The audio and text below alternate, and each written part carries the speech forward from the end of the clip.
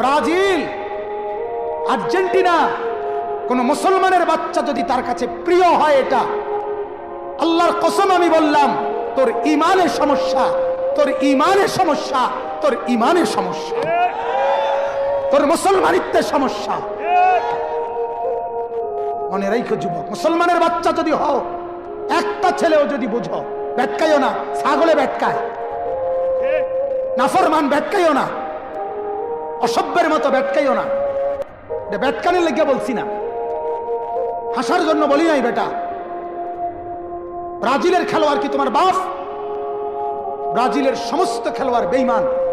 বেঈমান কিনা? কথা বলেন না কেন? ব্রাজিলের খেলোয়াড় কাফের, আর্জেন্টিনার খেলোয়াড় কাফের। কাফের কেমনে মুসলমানের প্রিয় হয়? কোন মুসলমানের বাচ্চা কাফের নাম নিয়ে শিক্ষারে কেমনে? কথা বলেন না কেন?